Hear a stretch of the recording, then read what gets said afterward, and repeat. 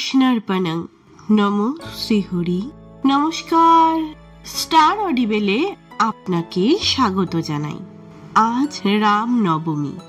সবাইকে রাম নবমীর প্রীতি ও শুভেচ্ছা জানিয়ে আমি আমার আজকের রাম কথার যাত্রা আরম্ভ করছি। জানেন তো, চৈত্র মাসের আজকের দিনে সেই ত্রেতা যুগে অত্যাচারী রাবণের হাত থেকে অসহায় মানুষকে বাঁচাতে ভগবান বিষ্ণু প্রভু রাম রূপে জন্ম নিয়েছিলেন রাজা দশরথ আর রানী কৌশল্যার সন্তান রূপে। ভাবুন তো, সমগ্র ব্রহ্মাণ্ডের অধিপতি প্রভু পিতার আজ্ঞা পালনের জন্য খালি পায়ে আমাদের এই পবিত্র ভূমির পথে পথে হেঁটে বেরিয়েছেন। আমাদের এই দেশের মাটি ধন্য, কারণ এই মাটিতে প্রভু রাম, প্রভু শ্রীকৃষ্ণের চরণ পড়েছে। আজ এই চৈত্র মাসের নবমী তিথি থেকেই আমরা আমাদের বাল্মীকি রচিত রাম কথার যাত্রা আরম্ভ করলাম। তাহলে চলুন, আর একটুও কথা না বাড়িয়ে, আর একটুও সময় নষ্ট না করে আমরা শুনে নিই আজ আমাদের রাম কথার প্রথম গল্প। কিন্তু গল্প শোনার আগে আপনাদের কাছে একটাই অনুরোধ, যে প্রতিদিন আপনারা আমাদের এই রাম কথা যাত্রার সাথে থাকুন। তাহলে চলুন, আর সময় নষ্ট না করে শুরু করি আমাদের আজকের গল্প। একবার পরম প্রিয় শ্রী সুতদেব অর্থাৎ উগ্রশোভা দণ্ডকারণ্যের ঋষিদের কাছে উপস্থিত হলেন। তখন শ্রী সুতদেবকে দেখে অরণ্য মধ্যে বসবাসকারী ঋষিগণ তাকে আনন্দমগ্ন হয়ে বললেন, হে পরম প্রিয় সুত, বহুদিন পর তুমি এলে। এবার তোমার কাছে আমাদের নিবেদন যে তুমি আমাদের এমন কোনো মনোহর কথা শোনাও যা পরম পবিত্র, মোক্ষ প্রদানকারী, দেব ঋষি মুনিগণেরও যা বন্দিত, যে কথা শ্রবণ করলে মহাপাপী ব্যক্তিও মুহূর্তের মধ্যেই স্বর্গলাভের অধিকারী হয়, যে কথার প্রতি পর্ব মানব জীবনে সঠিক পথে বাঁচার শিক্ষা দেয়, তেমন এক মনোহর নির্মল কথা শোনাও দেখি আমাদের। তখন ঋষিদের কথা শুনে শ্রী সুতদেব বললেন, হে ঋষিগণ, তবে আজ আমি আপনাদের রাম কথা শোনাই, আপনারা মন দিয়ে শুনুন। এই বলে শ্রী সুতদেব গল্প আরম্ভ করলেন। তিনি বললেন, শ্রী রামচন্দ্র সমগ্র জগতের আশ্রয় দানকারী। রাম ব্যতীত জগতের অন্য আর কোনো গতি নেই। শ্রীরাম কলিযুগেও সমস্ত দোষ, সমস্ত পাপ বিনাশ করে। এই জগতের সমস্ত কিছুই শ্রীরামের বশীভূত। তাই হে পরম মঙ্গলময় রাম, তোমাকে আমার পুনঃ প্রণাম। হে ঋষিগণ, আজ আমি আপনাদের যে কথা শোনাবো, বহু সময় আগে দেবর্ষি নারদ সেই কথাই সনকাদি ঋষিগণকে শুনিয়েছিলেন। আমি সেই কথার আরম্ভ করছি, আপনারা ভক্তিযুক্ত মনে শুনুন। এক সময় এক ব্রাহ্মণ ছিলেন, যার নাম ছিল সোমদত্ত। তার ধর্মে কর্মে বিশেষ জ্ঞান ছিল, তাই সে সৌদাস নামেও পরিচিত ছিল। সৌদাস ব্রাহ্মণ গৌতম মুনির কাছে গঙ্গার মনোরম তীরে সম্পূর্ণ ধর্মের উপদেশ শুনেছিলেন। মুনি গৌতম পুরাণ শাস্ত্র কথার দ্বারা তাকে তত্ত্বজ্ঞান প্রদান করেছিলেন। গৌতম মুনির কাছ থেকে সমস্ত জ্ঞান অর্জন করার পর সৌদাস নিজের আলয়ে ফিরে আসে। এই ঘটনার বহু দিন পর একদিন সৌদাস পরমেশ্বর ভগবান শিবের আরাধনায় মগ্ন ছিলেন। সেই সময় তার গুরু গৌতম ঋষি সেখানে এসে উপস্থিত হলেন। কিন্তু সৌদাস তার সম্মুখে উপস্থিত গুরু গৌতমকে দেখেও তাকে উঠে প্রণাম করলেন না। পরম বুদ্ধিমান ঋষি গৌতম শিষ্যের আচরণে রুষ্ট হলেন না, তিনি শান্তই রইলেন। তিনি মনে ভাবলেন যে শিষ্য সৌদাস শাস্ত্রকর্মের অনুষ্ঠান করছে, কিন্তু সৌদাস যে অহংকারের বশেই তার গুরুকে প্রণাম করল না, সেই কথা ভগবান শিব বুঝে গেলেন। তাই রুষ্ট হয়ে স্বয়ং মহাদেব শিব সৌদাসকে অভিশাপ দিলেন যেন সে এবার থেকে রাক্ষসে পরিণত হয়। সৌদাসের অভিশাপ প্রাপ্তির কারণ হলো সৌদাস নিজের গুরুকে অবহেলা করে যার আরাধনা করছিলেন সেই সম্পূর্ণ জগতের গুরু মহাদেব শিব গুরুর অবহেলা হওয়ার পাপ সহ্য করতে পারলেন না। এদিকে অভিশাপগ্রস্ত হওয়ার ফলে সৌদাস নিজের ভুল বুঝতে পারলেন। তখন তিনি তার গুরুর কাছে ক্ষমা চাইলেন, তার কাছে প্রার্থনা করলেন যে গুরুই যেন তাকে এই অভিশাপ থেকে মুক্ত হওয়ার উপায় বলে দেয়। তখন নিজের শিষ্যের উপর দয়া করে ঋষি গৌতম বললেন, বৎস সৌদাস, কার্তিক মাসের শুক্ল পক্ষে তুমি রামায়ণের অমৃতময় কথা ভক্তিভাবে শ্রবণ করো। যদি তুমি এই কাজ করো তবে একমাত্র এই কাজের ফলেই তুমি পাপমুক্ত হয়ে রাক্ষস জীবন থেকে উদ্ধার পাবে। ব্রাহ্মণ সৌদাস জিজ্ঞাসা করলেন, হে গুরুদেব, রামায়ণ কথা কে বলেছিলেন? সেখানে কার কথা বর্ণিত হয়েছে? ঋষি গৌতম মুনি বললেন, শোনো, রামায়ণের নির্মল কাহিনী বাল্মীকি মুনির দ্বারা রচিত। সে কথা ভগবান শ্রী হরিনারায়ণের রাম রূপে পৃথিবীতে অবতার ধারণ করা ও রাবণ সহ রাক্ষসদের সংহার করে এই পৃথিবীকে পাপ মুক্ত করার কাহিনী। তখন সৌদাস তার গুরুর কাছে জানতে চাইলেন, গুরুদেব, যদি অপরাধ না নেন তবে একটা প্রশ্ন করি। ভগবান হরিনারায়ণ তো পরম ব্রহ্ম, এই সমগ্র জগৎ তো তারই, তবে তিনি কেন মানবীর বেশে আসতে গেলেন? তখন ঋষি গৌতম বললেন, হে বৎস, নারায়ণ মানবীর বেশে এলেন কারণ রাবণকে বধ করার জন্য। রাবণ ব্রহ্মার কাছে বর চেয়েছিলেন যে একমাত্র মানুষ ছাড়া কোনো প্রাণীর হাতেই যেন তার বধ না হয়। তাই অত্যাচারী লঙ্কার রাজা রাবণকে সমগ্র কুল সহ বিনাশ করার জন্য প্রভু হরিনারায়ণকে মানবের বেশে রাম রূপে পৃথিবীতে আসতে হয়েছিল। বৎস, আমি চললাম, তুমি আমার কথা মনে রেখো।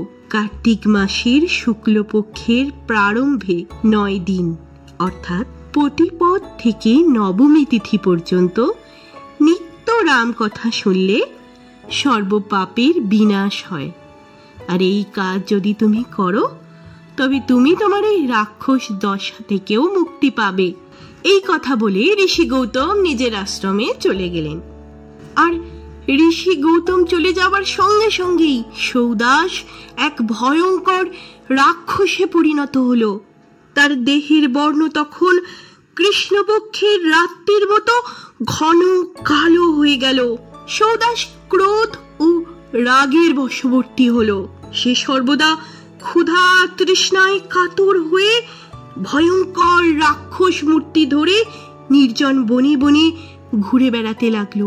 সে তার ভয়ঙ্কর খিদের তাড়নায় বনের মধ্যে বসবাসকারী সমস্ত পশু পাখি প্রাণীকে ধরে ধরে খেতে শুরু করলো।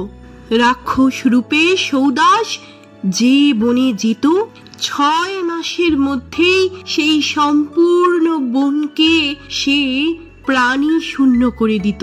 তারপর সে খিদের তাড়নায় আবার একটা নতুন বনে গমন করত। সেই ভয়ঙ্কর রাক্ষস সৌদাস একবার ঘুরতে ঘুরতে নর্মদা তীরে গিয়ে পৌঁছলো। নর্মদা নদীর তীরের জঙ্গলে সে মানব ভক্ষণের জন্যই অপেক্ষা করছিল। সেই সময় অত্যন্ত ধর্মাত্মা এক ব্রাহ্মণ সেখানে এসে উপস্থিত হলো। তার নাম ছিল গর্গমুনি। গর্গমুনির জন্ম হয়েছিল কলিঙ্গ দেশে। গর্গমুনি নিজের কাঁধে গঙ্গার জল নিয়ে ভগবান বিশ্বনাথ শম্ভুর স্তব করতে করতে ও প্রভু শ্রীরামের নাম জপ করতে করতে সেই পথ দিয়ে চলেছিল। গর্গমণিকে দেখেই রাক্ষস নিজের আহার এসেছে ভেবে তার কাছে ছুটে যেতে গেল, কিন্তু গর্গমণির মুখ দিয়ে উচ্চারিত সেই শ্রীরামের নাম মুনির চারিদিকে এমন এক সুরক্ষিত কবচ নির্মাণ করেছিল যে রাম নামের কবচ ভেদ করে রাক্ষস মুনির কাছে যেতেই পারল না, তাকে স্পর্শ করতেই পারল না। রাম নামের অভেদ্য কবচ গর্গমুনিকে সেই রাক্ষসের হাত থেকে রক্ষা করল। রাক্ষস দূরে দাঁড়িয়ে বলল, হে মহাশয়, আপনি যে নাম জপ করছেন সেই নাম আপনার চারিপাশে এমন এক কবচ সৃষ্টি করেছে যা ভেদ করে আমার মতন রাক্ষস আপনার কাছ পর্যন্ত পৌঁছতেই পারছে না। আমি আগে শত শত ব্রাহ্মণকে আহার করেছি, কিন্তু আপনার জপ করা নাম কবচ আমার মতন রাক্ষসকেও আপনার কাছে পৌঁছতে দিচ্ছে না। হে মুনিশ্রেষ্ঠ, আপনার মুখ দিয়ে জপ করা ওই নাম আমার মতো রাক্ষসদেরও অনায়াসে বিনাশ করার ক্ষমতা রাখে। হে মুনিবর, আপনি কার নাম জপ করছেন? তখন গর্গমুনি বলল, হে রাক্ষস, আমি প্রভু শ্রী রামের নাম জপ করছি। তিনি আমার আরাধ্য। তিনি শুধু আমার নয়, ভগবান শিবেরও আরাধ্য। আমি আমার প্রভু শ্রী রামের নাম জপ করছি। গর্গমুনির কাছ থেকে রাম নাম শোনা মাত্রই সৌদাসের মনে পড়ে গেল তার গুরুর বলা সেই কথা। রাক্ষস বুঝল যে তার বোধহয় এবার অভিশাপ থেকে মুক্ত হওয়ার সময় এসেছে। তখন রাক্ষস সৌদাস গর্গমুনিকে বললেন, হে মুনি শ্রেষ্ঠ, আমি পূর্বে এক ব্রাহ্মণ ছিলাম। আমি নিজের গুরুকে অবহেলা করেছিলাম, কিন্তু শ্রী গুরু আমাকে অনুগ্রহ করে বলেছিলেন, পূর্বাকালে বাল্মীকি মুনি রচিত রামায়ণের যে কথা আছে সেই কথা যদি আমি কার্তিক মাসের শুক্ল পক্ষে যত্ন সহকারে শ্রবণ করি, তবেই একমাত্র আমি এই ভয়ঙ্কর রাক্ষস জীবন থেকে মুক্তি পাব। সুতরাং হে মুনিবর, আপনি আপনার প্রভু শ্রী রামের কথা শুনিয়ে আমাকে এই অভিশপ্ত রাক্ষস জীবন থেকে মুক্তি প্রদান করুন। তখন গর্গমুনি এক রাক্ষসের মুখে রামায়ণের কথা, প্রভু শ্রী রামচন্দ্রের কথা শুনে অত্যন্ত আশ্চর্য ও আনন্দিত হয়ে বললেন, হে রাক্ষস, শ্রী রামের নামই হলো আমার একমাত্র আশ্রয়স্থল।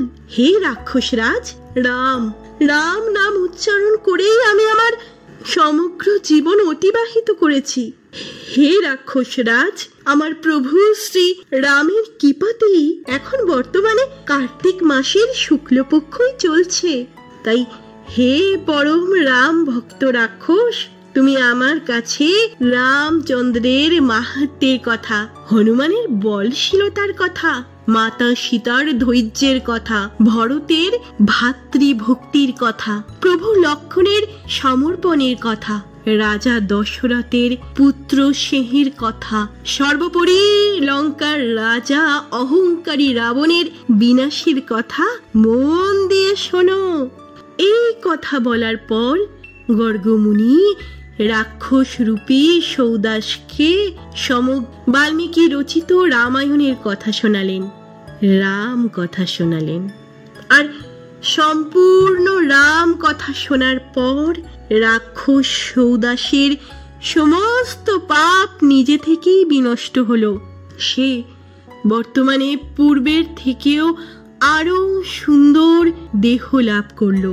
সেই দেহ কোটি সূর্যের মতো তেজ সম্পন্ন, কান্তিমান। তারপর স্বর্গ থেকে এক দিব্য রথ এলো। অভিশাপ মুক্ত হওয়ার পর সৌদাস সেই রথে চড়ে গর্গমুনিকে প্রণাম করে ভগবান শ্রী হরির ধাম বৈকুণ্ঠ লোকে যাত্রা করল। আপনারা শুনছিলেন স্টার অডিবেল। স্টার অডিবেলে আজকের নিবেদিত গল্পটি আপনাদের কেমন লাগলো? আপনার সেই মূল্যবান মতামত আমাকে জানান। আর গল্পটা একটুও ভালো লাগলে আমার চ্যানেলটা সাবস্ক্রাইব করে গল্পটা আপনার বন্ধু বান্ধব আত্মীয় পরিজন সকলের সাথে শেয়ার করে নিন। আজ তবে এই পর্যন্তই। খুব শীঘ্রই রাম কথার এক নতুন গল্প নিয়ে আমি ফিরে আসব আপনাদের সামনে। যাওয়ার আগে আপনারাও আমার সাথে বলুন তো, জয় প্রভু শ্রী রামচন্দ্রের জয়, জয় মাতা সীতার জয়, জয় পবন পুত্র হনুমানের জয়। নমস্কার।